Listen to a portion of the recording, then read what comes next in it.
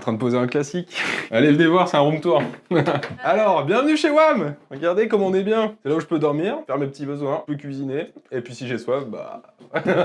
Bonjour tout le monde, j'espère que ça roule. On se retrouve aujourd'hui pour cette vidéo du mois de février où on va faire un petit point sur en fait tout ce qui s'est passé sur le mois de février et un petit peu la fin du mois dernier. Et en même temps, ça va être le moment aussi de pouvoir parler des projets clients qu'on a eu. On en a eu plein dont on ne vous a pas parlé, des très bien, des super clients, d'autres qui sont moins bien passés. Si la vidéo te plaît, n'oublie pas d'appuyer sur la petite cloche, de t'abonner, de mettre les notifications et de venir sur Instagram parce que c'est le game. Et n'oubliez jamais que cet homme est chef d'entreprise et qu'il a des employés. Croyez en vos rêves. On a reçu un truc, c'est bon. Attendez, elle peut rentrer, c'est bon. Aïe, aïe, aïe, aïe, aïe, aïe, aïe, aïe, aïe, aïe, aïe, aïe, aïe, aïe, aïe, c'est Noël. Incroyable. La nouvelle collection Rhino Shield qui vient de sortir, dont je vous avais déjà parlé. Mais voilà, putain, l'Aquastan de PM Studio, là, bam. J'ai pas toutes les coques devant moi, mais je vous en montre un peu. Vous voyez, c'est la collection Retro Toys, là. Enfin dispo, enfin sortie, putain, ça fait plaisir. Du coup, on a sorti des nouvelles coques Rhino Shield avec la collection qu'on avait fait spécialement pour le deuxième pop-up store qu'on avait fait rue Froide à Caen. Collection Retro Toys, du coup, qui est du coup dispo chez Rhino Shield. Et ça y est, ça vient enfin de sortir, on a reçu les échantillons, tout ça, donc on est trop content des rendus, des couleurs, de la matière, enfin comme d'hab quoi, c'est Rhino Shield qu'on connaît, mais non, les coques sont vraiment trop bien. Et du coup, on a sorti 15 nouveaux modèles. On a sorti 2 modèles d'Aquastand, donc les gourdes Rhino Shield, on a sorti les grips, on a sorti des coques d'AirPods, donc voilà, trop bien. Donc ça, c'est celle que j'ai mis, moi, c'est le petit taco que je trouve chambé. Et voilà, c'est la bonne taille. Ouais. Mais du coup, ça veut dire que t'as eu ta petite part dans la Saint-Valentin, là. Ouais. Donc, on peut parler de toi. L'amour vaincra grâce à moi.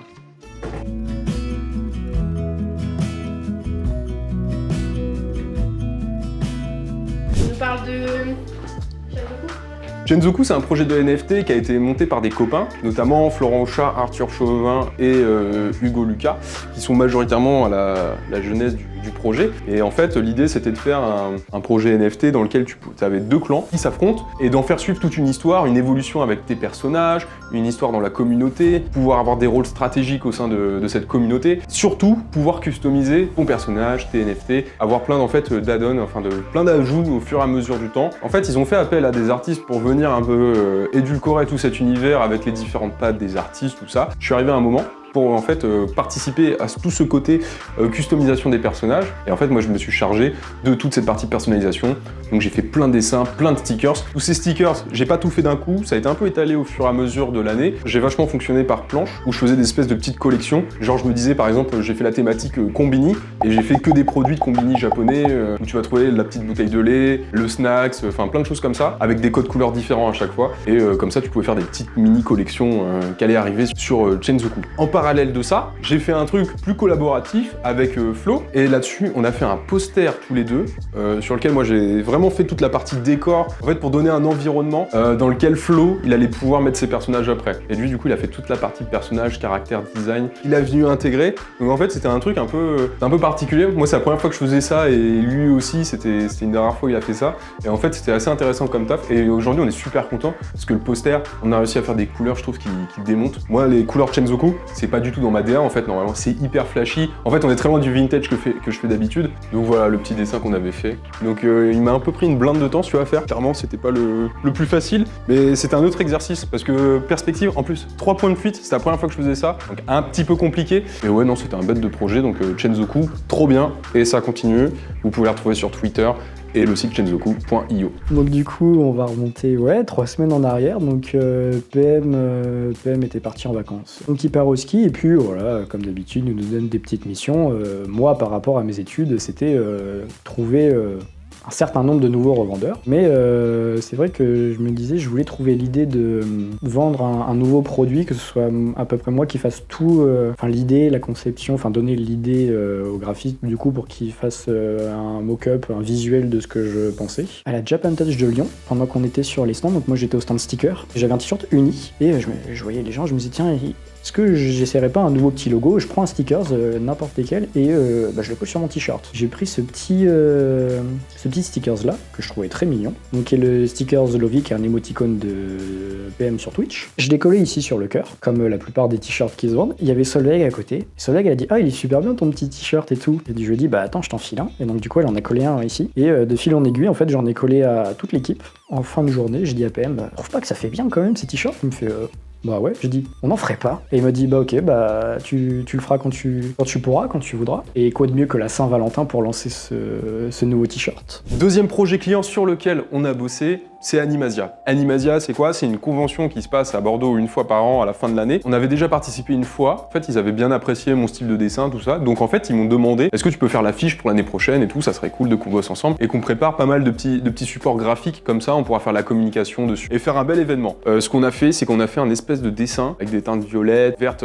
fluo. Du coup, qui rejoint vachement en fait mon inspiration, le projet que j'ai fait avec Chenzoku. Je pense que le vert est un peu arrivé aussi à cause de ça, parce que clairement, en fait, ça rejoignait un peu la DA et c'était un peu les inspi du moment que j'avais. Ça a été un bête de dessin à faire parce que ça a été hyper intéressant de le faire avec l'isométrie, parce que j'aime bien l'isométrie et quand j'ai fait celui-ci, ça faisait un moment que j'en ai pas fait, je pense que ça faisait plus d'un an, voire presque un an et demi, j'avais fini l'atelier magique. J'avais pas encore fait de trucs de dessin vraiment avec du violet, en utilisant un peu du rose, des choses comme ça, et ça a été une manière d'un peu d'explorer la palette de couleurs, et ça a été trop cool d'ailleurs de leur part, parce que ça a été un sujet de discussion. J'avais regardé toutes les affiches qu'ils avaient fait en amont, avant, ce que les autres illustrateurs avaient fait, et je voulais faire quelque chose, moi qui me ressemblait, eux aussi, et en même temps qui aille plus loin des deux côtés. En fait, qu'on soit à la croisée de nos univers respectifs, et qu'en même temps, que je mette pas forcément ma touche orange que je mets régulièrement, qui est vraiment plus dans mon branding personnel. Pourquoi j'ai fait de la perspective isométrique? C'est parce que quand t'as plein d'éléments que tu dois intégrer dans un dessin, là en l'occurrence Animasia, c'était important de parler du côté cosplay, du côté petits créateurs qui allaient vendre leurs trucs, du fait qu'il allait avoir des groupes qui allaient jouer sur place, du côté jeu de rôle, tout ça, et ben en fait le côté isométrique te permet de faire tes petits assets, de faire tes petits éléments dans la bonne perspective et de les intégrer au fur et à mesure, comme tu ferais en fait un peu avec un espèce de jeu de plateau, et c'est très pratique parce que après tes éléments individuellement tu peux t'en servir dans ta communication. Le dragon quand on roule la tour, et bah par exemple tu pouvais l'avoir après sur ta bannière que t'imprimais en 3 mètres par 2, et comme ça t'avais un truc calé vraiment avec ton titre. Ça te permettait à côté de ça de faire des produits dérivés, des porte-clés, des gobelets, des petits carnets. Puis moi j'avais trop envie, l'idée de mettre le gros squelette là, c'était le côté un peu jeu de rôle que je voulais refaire. Donjons et Dragons à l'ancienne, c'est une petite vue isométrique, tu fais tes grilles et tout, et voilà quoi. J'y ai jamais joué mais j'adore l'esthétique. Parlons un peu de dernière semaine. On a fait des nouvelles choses pour les stands de convention. Du coup, on a refait des étiquettes de prix. C'est plus sympa en fait, parce que en fait, on avait juste des bouts de papier où c'était écrit 20 €, ou enfin, c'était le prix quoi. C'était pas incroyable. On s'est un peu penché dessus avec toute l'équipe et surtout les gars. On avait repris un concept qu'on avait déjà fait, et en fait, ça permet d'avoir un truc un peu vintage et d'avoir un objet plutôt que juste une feuille, d'avoir un graphisme un peu plus sympa. On a repris tout ce qu'on faisait déjà en convention et tout ce qui fonctionne dans le sens de visibilité, parce qu'en fait, on a beaucoup de questions qui reviennent quand on est en convention. C'est quoi le prix de telle affiche? Ça fait quoi si j'en prends plusieurs? C'est quoi le prix des cartes postales? Et en fait, on a repensé à tout ça et on a essayé de faire en sorte que tout soit nickel, carré et dans une même DA en fait, et que ça marche bien dans tous les cas. En fait, c'était super important, c'est qu'on puisse voir les prix de loin et qu'on ait plus d'infos quand on s'approche du stand. Client suivant, Umamido. C'est une petite chaîne de restaurants. Alors, petite, oui, parce que c'est pas comme McDo, mais c'est vrai qu'il commence à en avoir, je crois que maintenant, Guy doit en avoir 7. Donc ça commence à faire quelques restaurants. Et en fait, on a bossé pour eux, pour voir un petit peu tout le branding qui avait été fait auparavant par Musketon il y a quelques années, qui avait fait un truc plutôt sympa. Et en fait, ils voulaient revenir à quelque chose plus proche de l'ADN vraiment japonais, traditionnel. Et en fait, il y avait ce côté-là, le côté un peu, tu sais, tu fais la cuisine et tout, t'en mets un peu à gauche, à droite. Tu mets des éclaboussures, enfin après, tu utilises plusieurs plats différents, tout ça. Et en fait, il voulait retrouver ce truc qui était un peu plus organique. Lui, sa devise avec sa ramen, c'est Honest Ramen. Donc en fait, il voulait un truc qui parlait aux gens, qui était transparent et qui s'alignait bien avec les valeurs qu'il voulait donner, enfin qu'il voulait montrer de son entreprise et de ses restaurants, quoi. On a fait pas mal de visuels, que ce soit pour des t-shirts, on a fait des visuels pour un bavoir. Donc c'est un protège que tu te mets comme ça, enfin une protection comme ça tu te salis pas. On a bossé également sur des stickers de vitrine. On a fait des gros stickers de vitrine, c'était vachement bien, qui sont encore présents dessus sur ces restos. On a bossé sur un truc qui m'a pris un temps de ouf. C'est quelque chose qui me prend de plus de temps, mais dont je suis le plus fier à chaque fois, c'est les menus. Et celui pour Umamido, pour le coup, c'est peut-être mon préf, parce qu'on a réussi à mettre vachement d'illustrations, en même temps à garder vachement de clarté. Le dernier truc qu'on a fait, c'est des packaging de sauces pour les sauces qu'elle est dans ses restos, parce qu'il fait ses propres recettes de sauces. En fait, il fait tout. Ils font la cuisine pour tous les restos, et en fait, ils étudient leurs recettes avant, tout ça, et ils font tout en amont, et c'est vraiment ouf, parce que je pense que c'est une des meilleures chaînes de ramen que tu trouves en Europe. Hein. Et c'est cool parce que c'est des projets à long terme. On avait bossé également sur Roru pour lui. Roru, c'est plus des futomaki, c'est des sushis, mais dans la longueur, donc en fait qui sont pas coupés, pour une question de praticité à manger. On a bossé là-dessus, notamment sur pareil du menu, sur de la carte de visite. Enfin, on lui a un peu fait le gros package à chaque fois. Et non, c'est trop bien. C'est trop cool de bosser avec Guy. C'est trop bien. Parce que quand on vient Made in Asia en plus à Bruxelles, et bah ça permet du coup d'aller manger chez lui. Impeccable. Comment est-ce qu'ils nous trouvent à chaque fois les clients? J'ai jamais été hyper proactif moi dans le fait d'aller voir les gens directement, sauf si c'est des gens avec qui je connaissais déjà en amont, dont je connaissais le travail, je me disais vas-y je rêve de bosser avec eux. Mais en fait de manière générale, je laisse quand même plus les choses venir à moi, dans le sens où ça se fait naturellement. J'entends par là que évidemment je suis dans ma niche japonaise vintage. La plupart des gens qui vont me contacter pour qu'on bosse ensemble, c'est soit ils revendent nos affiches par exemple, c'est des restaurants, souvent ça part d'un message Instagram, ça part d'un mail, d'un truc comme ça, mais c'est rarement moi qui fais la démarche, tout simplement parce que moi je pars du principe que je suis plus là pour faire du dessin, avant toute chose, et que je poste mon contenu en ligne. Si mes dessins, ils vont parler à des gens, si ça trouve une résonance chez eux, bah en fait, trop bien, et je suis trop content. On est des bouseux. Mais on est des graves des bouseux, nous on vient de la Cambrousse, mais il faut être fier de la moyenne. Ça va, c'est pas trop la Cambrousse quand. Quand c'est pas la Cambrousse, bah Vous allez venir chez c'est moi, quoi vous allez voir alors? ce que c'est la Cambrousse, hein. Et il s'est passé quoi quand Guillaume le Conquérant il y a 1000 ans, 950 ans après, débarquement, fin de l'histoire. Non, il y a eu Orelsan aussi. Ah oui, tout à fait. Donc le temple d'Inari, en fait, ça a été un des premiers projets sur lesquels j'ai vraiment laissé carte libre à Léa. T'as lancé? Par quoi commencer? Mon prénom, Léa. Je suis graphiste et illustratrice au sein du PM Studio. Avant ça, du coup, j'étais stagiaire et au final, j'ai été gardée dans le bateau. Et du coup, au final, j'ai fini par être embauchée. Donc, waouh, trop bien, on a signé le contrat. Trop cool, moi je suis contente. L'ambiance est trop bien, les gens sont trop cool, on rigole de ouf. Ça a été un des projets où elle a vraiment eu carte blanche pour bosser de son côté, que ça soit autant la création que dans le process réalisation finale du dessin. Et pourquoi en fait le temple d'Inari nous ont contactés? Parce qu'à la base, en fait, c'est des revendeurs. Ça arrive de temps en temps que des revendeurs nous contactent et que justement ils ont une commande qui sort de l'ordinaire et justement c'est pas pour un réassort d'affiches ou quoi, mais c'est plus une création personnelle et dans ce cadre-là, c'est déjà arrivé. Par exemple, on a déjà bossé avec Yugen Lab, qui est une boutique à Genève, pour qui j'avais fait ce dessin-là. Dans le cadre d'Inari, c'était plus pour un tote bag que les gens en fait, s'ils voulaient, ils pouvaient acheter un petit tote bag ou eux sûrement l'offraient quand les clients dépensaient un certain montant. Et donc l'idée c'était de refaire un petit storefront qui reprenait le dessin de la boutique en intégrant des renards pour avoir un truc qui corroborait complètement avec l'image de la boutique. Hop, petit bouquin au Murais,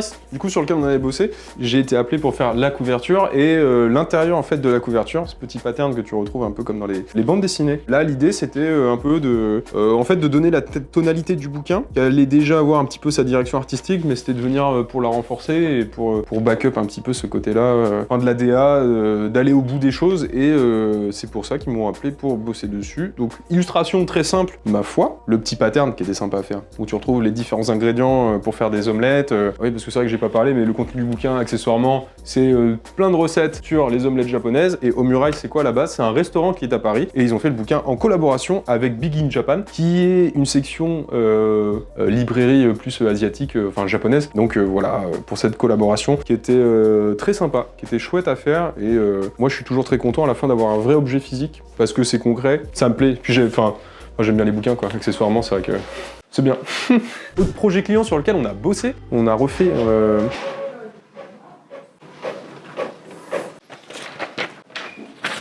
Tiens. Merci. Putain, l'imprimeur, il peut imprimer des trucs au sous-sol, il les fait imprimer tout en haut, là, qu'est-ce qui se passe? C'est n'importe quoi. Bon, il y avait un autre projet client dont je voulais parler, toujours dans le côté de l'édition. C'était les romans de Murakami. On a bossé pour Livre Poche, qui faisait une nouvelle édition, une réédition de 2 romans de Murakami. C'est Kafka sur le rivage et...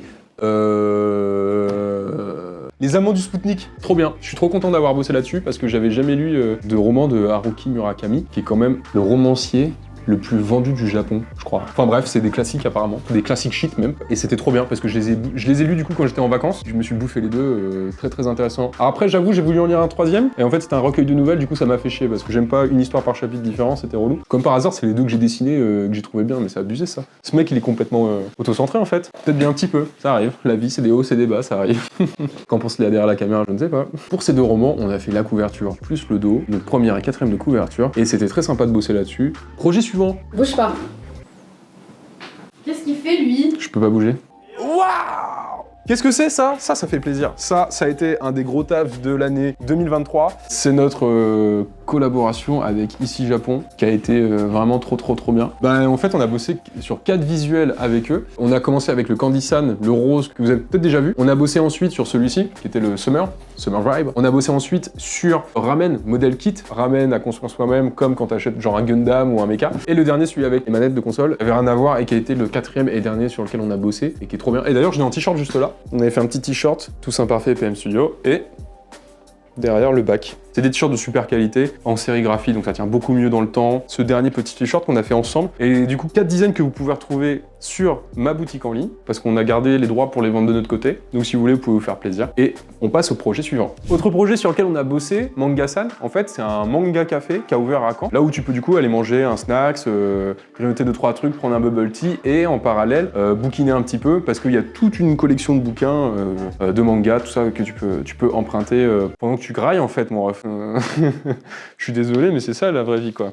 Tu bouffes, tu prends un bouquin, un pépère, quoi, nicachrome. Sur ce projet, en fait, ce qu'on a fait, on a fait une fresque en stickers. Donc on a fait plein d'éléments, tout ça, qu'ils voulaient intégrer dans leur décor. On a fait tout un ensemble de visuels avec des couleurs un peu automnales. Ça ferait un peu, en vrai, genre une espèce de planche tatou avec plein d'éléments du dessin qu'ils voulaient. On a conçu ça sur ordi, qu'on a fait imprimer après. On a tout découpé à la mano. On s'est bien fait yesh à tout découper. Et après, on est venu poser ça sur les murs. En fait, l'idée, c'était de se dire, si demain, ils veulent changer de décor, et ben, on s'était pas fait chier à faire une peinture, donc ils ont pas besoin de s'embêter à refaire toute la peinture du mur, et ils ont une solution surtout qui va pas abîmer leur mur. Enfin, tu peux enlever facilement en fait, donc c'est vachement pratique.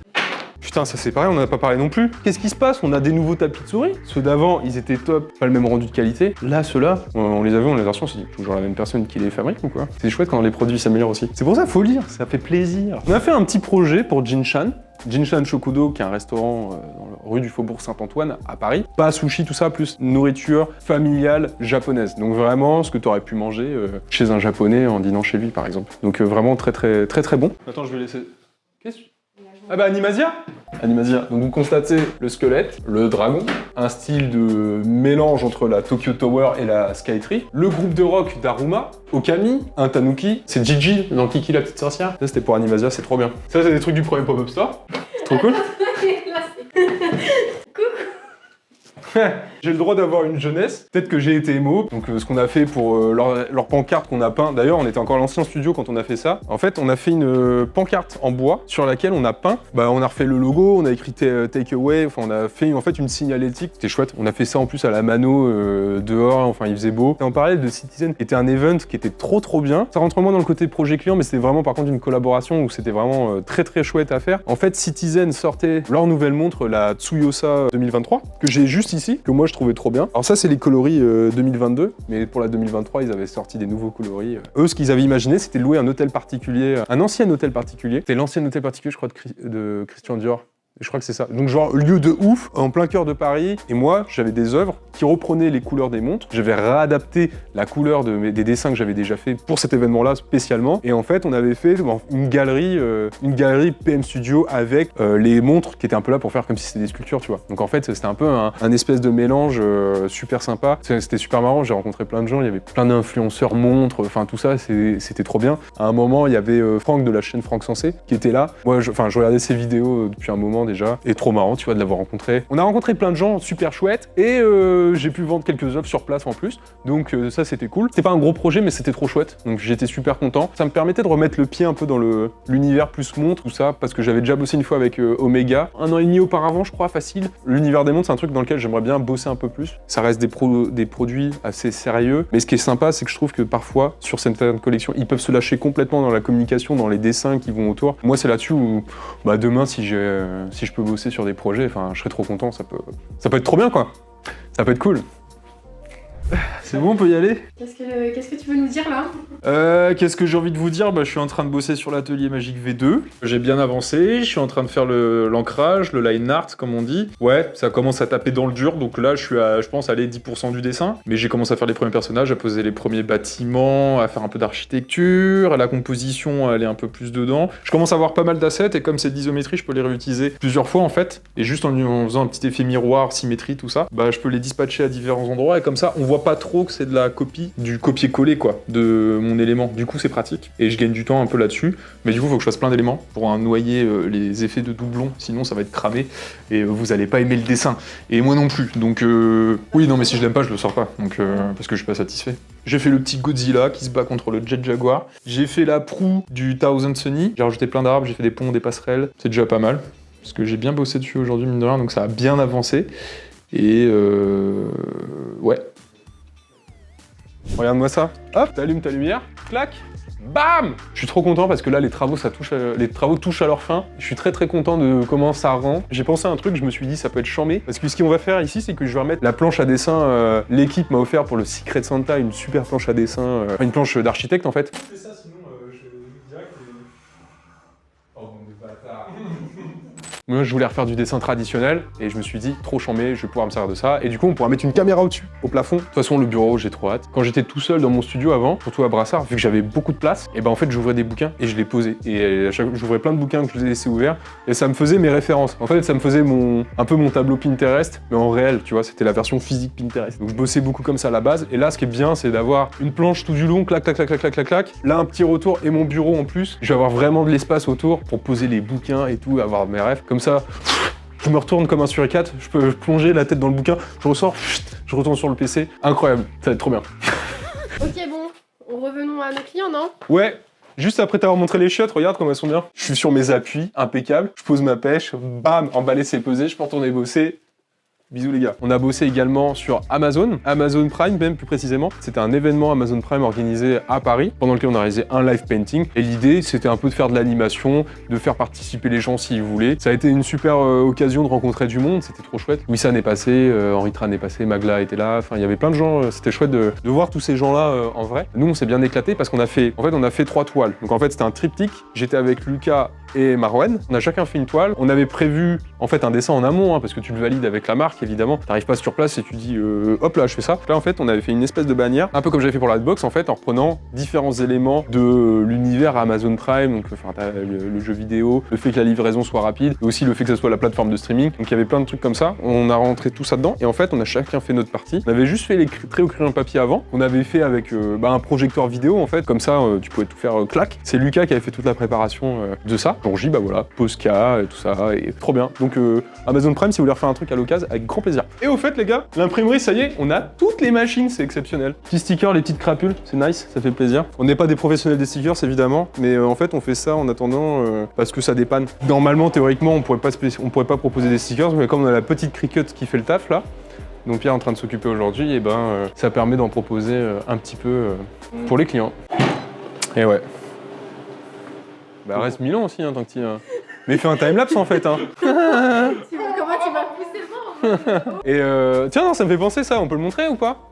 Pokémon Camp, regarde comment c'est stylé. On leur a imprimé du coup leur carte de visite en mode un peu des cartes Pokémon. Et je suis trop content d'ailleurs parce que l'imprimerie, ça y est, bon ça fait pas très longtemps qu'on l'a lancé, donc évidemment il fallait le temps que le mot tourne, tout ça, que les gens sachent que voilà, on a ouvert une imprimerie et qu'on peut s'occuper des commandes d'artistes, enfin n'importe quoi, d'institutions ou quoi. On est content parce qu'on a plein de... Ça y est, on commence à avoir plein de commandes. On bosse avec Sekai, on bosse avec Palm, on bosse avec les petites crapules, juste là sur lesquelles Pierre il est en train de taffer. Donc aussi tous les artistes qui sont derrière les petites crapules, ils sont je sais pas combien, genre ils sont 7 je crois. Donc ça fait pas mal d'artistes avec qui on bosse maintenant, c'est trop bien. Autre projet client, Apple avec qui on a bossé cet été. Ça a été l'immense joie, le bonheur, quand on a reçu le mail. D'ailleurs, même pas un mail au début, un DM Instagram. Donc je me dis, ok, dans quel monde vit-on La personne qui nous a contactés, qui démarche des artistes pour bosser avec eux afin de créer du contenu pour Apple. Et en fait, ça a été charmé parce qu'ils ont fait ce qu'ils ont appelé, je crois, la Japan Week. Et en fait, c'était pendant une semaine, ils mettaient à l'honneur toutes les applications françaises inspirées de la culture japonaise et présentes sur l'App Store. Et donc pour ça, pour illustrer les différents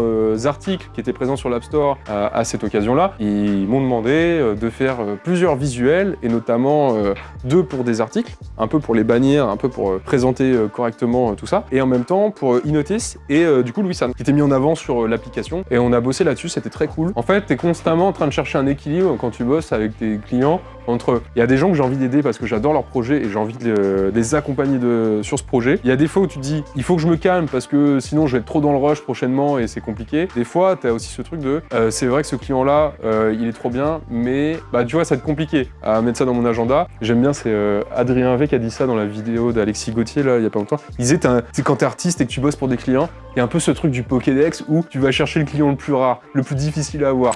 Bosser pour la musique, c'est un petit peu comme les Pokémon. On a le Pokédex des groupes qu'on a déjà eu et les groupes qu'on aime et tout ça. Et tu réfléchis, est-ce qu'on continue à essayer de monter en gamme ou est-ce qu'on a envie de scorer telle ou telle personne, telle ou telle collab de rêve et tout ça. Tu vois, il y a un peu cette image-là. Et bah, j'ai bien aimé ce truc-là. Et c'est vrai qu'il y avait ça. Et pour moi, Apple, c'était un peu des trucs genre... Enfin, c'est cool, tu vois, d'avoir bossé pour eux. Vu la deadline et juste le taf qu'il y avait, ça a changé. Au moment où on a eu ça, on était en plein déménagement, on revenait de la Japan Expo tout juste, on arrivait dans ce local-là, donc on avait 1000 trucs à voir, que ce soit sur de la paperasse, l'électricité, les travaux, bref, plein de sujets où il fallait être présent dessus. Et en parallèle, on avait du coup Apple qui nous demandait de faire le plus vite possible ce truc-là, et on avait un mois pour faire 4 dessins qui étaient archi détaillés. Bref, ça a été un truc de fou. On a été pleine balle avec Lucas et Leia, ils m'ont vachement aidé dessus, et ça a été un bête de projet. Je suis content qu'on l'ait fait, qu'on ait accepté, parce que de toute façon on était en plein déménagement, tout ça, donc ça allait pas faire de mal, hein, clairement, aux finances, et surtout ça faisait trop plaisir parce que c'était Apple. Ça aurait été con de passer à côté. Ça fait partie, je trouve, des clients où tu te dis, tu reçois le truc, c'est compliqué de le refuser, parce qu'il faut le faire une fois, quoi, au moins une fois. Il y a plein de gens qui aimeraient trop bosser avec eux. Clairement, tu vois, quand ils m'ont contacté, j'ai repensé, tu vois, il y a 5 ans, quand j'étais tout seul. Bah alors on a plus de batterie. Ah, la gravité, tiens, c'est fou. Ouais, le jump là, le PM Jump. Purée, ça y est, enfin le manga. On va pas le faire en hebdo du coup nous parce que je dessine pas si vite. Mais ouais, du coup on a fait un espèce de petit jump. C'est un dépliant PM Studio qui parle un peu. Tiens, vas-y à boule. Qui parle un peu de mon parcours, qui donne mes inspi, et en gros, c'est un petit dépliant dans lequel vous retrouverez du coup plein d'infos qui racontent ce que je fais, les clients qu'on a, les collaborations qu'on a, les Yoko Show, si je faisais tout seul ou en équipe ou pas. Bon, ça devient de moins en moins un mystère, mais il y a besoin encore d'expliquer à plein de gens qui nous découvrent en fait pendant les salons, donc c'est ça le principal. C'est que eux comprennent et puissent découvrir au fur et à mesure, et qui finissent par arriver comme vous du coup sur cette vidéo à la fin. Donc on a mis plein de petites infos, et en fait ce truc là sera offert à toutes les personnes qui auront passé une commande ou qui auront acheté en convention. Et la particularité, c'est que comme c'est un petit dépliant, je sais pas trop pour le moment à quelle fréquence, mais on va dire on changera régulièrement et on mettra un visuel différent. Soit c'est un dessin qui a déjà été fait mais qui est jamais vraiment sorti, soit c'est un truc qu'on retravaille et du coup ça permet de réutiliser un dessin mais différemment. Le petit jump dont je vous ai parlé, ça y est, on le met dans les commandes, on les a imprimés, je suis trop content, et ça y est, on les offre en convention pour les gens qui repartent avec une affiche, donc trop bien, trop content d'avoir mis ça en place. Bastien d'ailleurs, qui est en train de faire des commandes, il les met dans toutes les commandes. Moi, c'est là où je suis plus content, limite, c'est les bosser avec des revendeurs. En fait, on rencontre des nouvelles personnes, enfin c'est de l'humain, tu vois, encore une fois, c'est du concret, c'est comme lorsqu'on bosse sur un bouquin ou un truc du genre, c'est quelque chose qui est palpable après, donc c'est trop bien. Et là, bosser avec d'autres gens, c'est un peu aussi du coup nos ambassadeurs, ceux qui nous aident à nous développer, donc ils nous représentent d'une certaine manière, donc c'est important, enfin, nous on va pas dire qu'on les choisit non plus, mais quand on est sollicité par quelqu'un qui dit je veux vendre vos affiches, tout ça, moi je suis trop content. Ça fait aussi vivre les affiches, pas que en digital, c'est dans un décor, c'est dans un contexte, enfin t'as une histoire aussi qui va avec la boutique, donc ça c'est trop bien. Et si ça marche pour eux, du coup en vendant nos affiches, ça les aide aussi à se développer, et c'est un cercle, j'adore. Mais c'est Pierre qui a fait ça. Il s'est dit, bon ça va le faire. Bon, il a pété une durite, c'est pas grave, hein.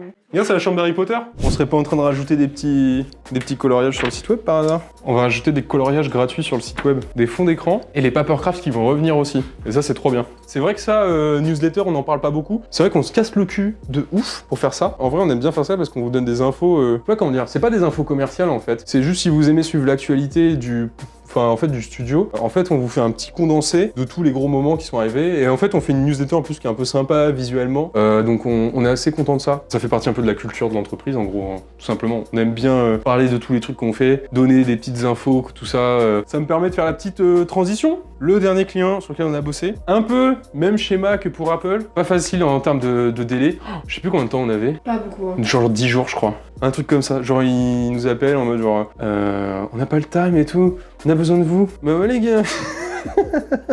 Non, c'était trop bien Netflix, ils nous ont envoyé le petit magazine. En fait on a fait une couverture de magazine pour License Global.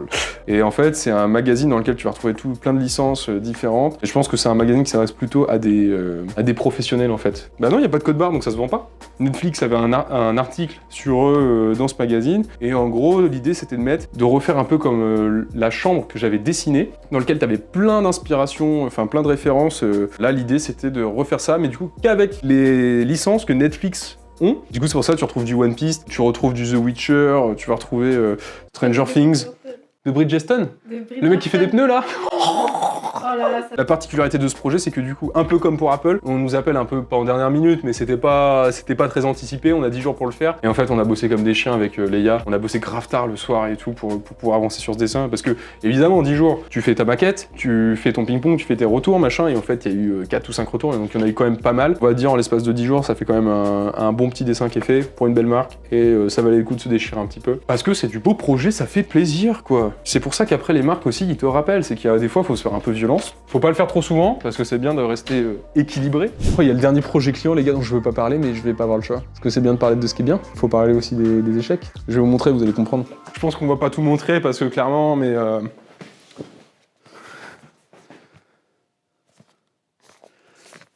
Bon, je pense que vous comprenez le problème.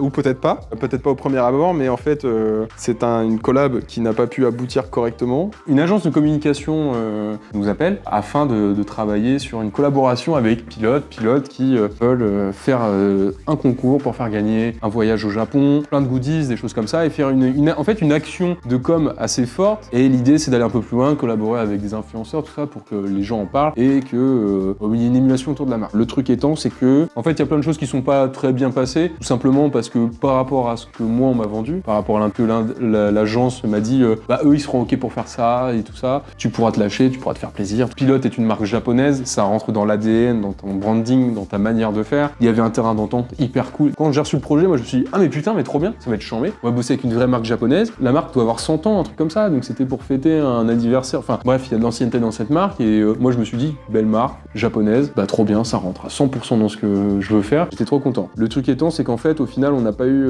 les possibilités qu'on m'avait dit au début, et en fait, on n'a pas du tout eu la marge de manœuvre qu'on voulait, donc pas du tout la créativité qu'on voulait aussi. Donc, on a été très limité là-dessus. C'est pour ça que le projet est arrivé comme ça. C'est que moi, j'ai dit à un moment, non, c'est bon, j'ai pas envie d'aller plus loin parce qu'on a rempli notre part du contrat. Vous nous remandez X modifications pour des choses qui n'était pas prévu. On sortait hors du cadre que le contrat était là pour encadrer en fait au final. Donc moi j'ai dit non, je vais pas m'amuser à faire 36 000 retours, 36 000 modifs. Parce qu'en fait c'est ça le truc, c'est que c'est compliqué quand tu bosses avec des clients parce qu'il faut savoir aussi placer le curseur entre ce qui est en fait ce que tu es ok et ce qui n'est pas tolérable. Je fais toujours plus. De manière générale, je suis toujours ok à aller plus loin que ce qui est prévu à la base parce que j'aime bien faire mon travail et que je trouve ça important de pas juste se contenter de faire les choses à 100%, mais quand tu peux faire 120%, en fait c'est toujours mieux. Ça transpire beaucoup plus la passion, tu vas plus loin au bout des choses et ça fait un projet qui est d'autant plus qualitatif derrière. Là, l'idée c'est que le problème c'est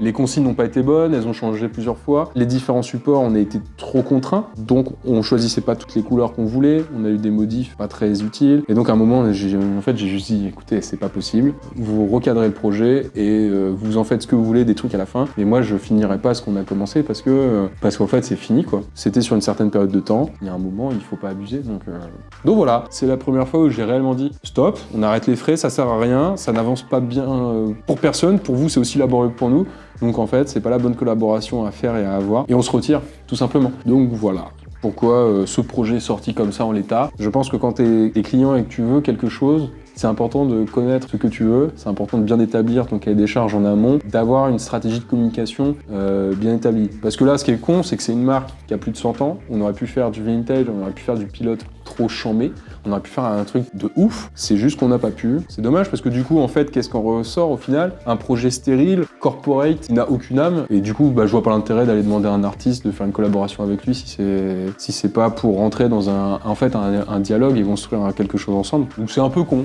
Mais voilà, donc faut pas se prendre le chou des fois avec des projets qui te polluent trop l'esprit et du coup qui te ralentissent sur d'autres, tout ça. Il faut privilégier, je pense, les bons projets, les bonnes personnes. Et de toute façon, comme on dit, hein, ça marche souvent en général d'abord à l'humain et c'est comme ça. Faut privilégier ça, je pense, c'est important. Privilégiez bien aussi les clients avec lesquels vous voulez bosser, choisissez les biens. Et voilà quoi, je pense que c'est pas mal pour conclure là-dessus. Merci les gars d'avoir regardé cette vidéo, si vous étiez encore là. Bah voilà, c'est intéressant, je pense que c'était cool de parler, de revenir sur pas mal de sujets, sur pas mal de clients, encore de trucs qui sont passés l'année dernière. Donc il va falloir qu'on se mette à jour rapidement aussi sur l'année 2024 parce que c'est pareil, ça bouge assez vite et on se revoit dans la prochaine vidéo. J'ai plein de projets qui arrivent, je vous en ai pas parlé, juste pour teaser comme ça un petit coworking et un podcast. Allez, bisous les gars, ciao ciao.